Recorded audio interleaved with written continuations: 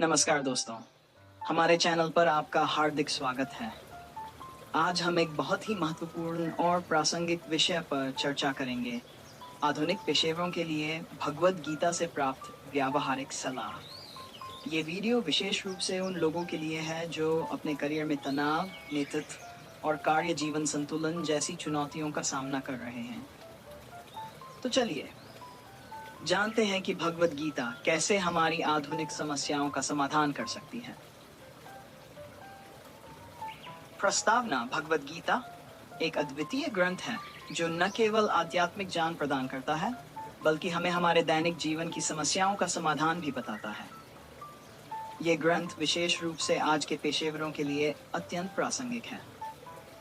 गीता में दिए गए उपदेश और सिद्धांत हमें तनाव, नेतृत्व और कार्य जीवन संतुलन को बेहतर तरीके से समझने और प्रबंधित करने में मदद कर सकते हैं। तनाव प्रबंधन कर्मयोग। गीता का सबसे महत्वपूर्ण संदेश है कर्मयोग। इसका अर्थ है अपने कर्म को बिना किसी फल की चिंता किए निष्काम भाव से करना। श्री कृष्ण अर्जुन को कहते हैं कर्मण्येवाधिकारस्ते मा फलेषु कदाचन। इसका अर्थ है कि हमें केवल अपने कर्म पर अधिकार है, उसके फल पर नहीं। इससे हमें यह समझ में आता है कि हमें अपना सर्वश्रेष्ठ प्रयास करना चाहिए और परिणाम की चिंता नहीं करनी चाहिए। इससे तनाव कम होता है। ध्यान और आत्म संयम। गीता में ध्यान और आत्म संयम का महत्व बताया गया है। अध्याय 6 में श्री कृष्ण कहते हैं युक्ताहार विहार से युक्त चेष्ट से कर्मसु युक्त स्वप्नाबोध से योगो भवति दुखा। इसका अर्थ है कि संतुलित आहार, व्यवहार और कार्यशीलता से योग ज्ञान का अभ्यास करना चाहिए। इससे मन शांत होता है और तनाव कम होता है। नेतृत्व, स्वधर्म और कर्तव्य। गीता में स्वधर्म और कर्तव्य के पालन पर जोर दिया गया है। श्री कृष्ण कहते हैं स्वधर्मे निधनं श्रेय परधर्मो भयावह।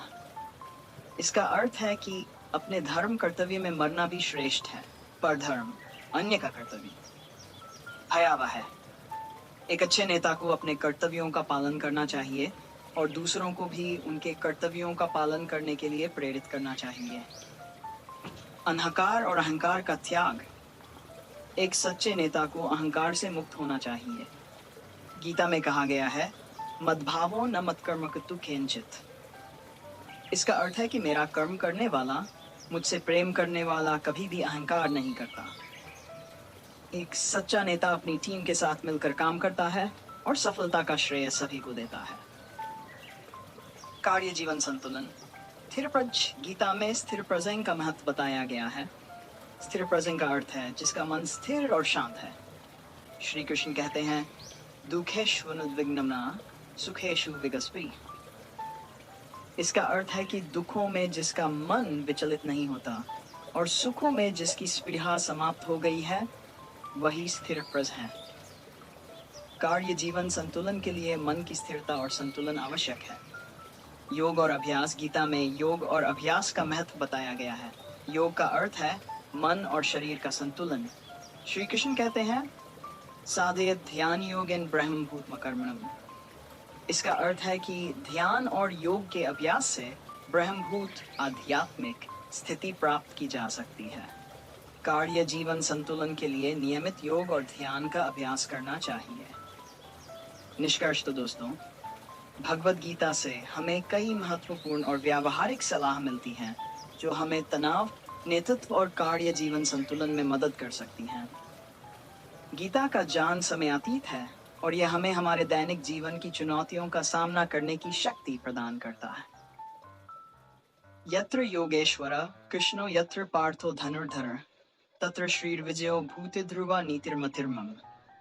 इसका अर्थ है जहाँ योगेश्वर कृष्ण और धनुर्धर अर्जुन हैं, वहीं पर विजय, समृद्धि और नीति है। यदि आपको ये वीडियो पसंद आया हो तो इसे लाइक करें और अपने दोस्तों के साथ शेयर करें। धन्यवाद।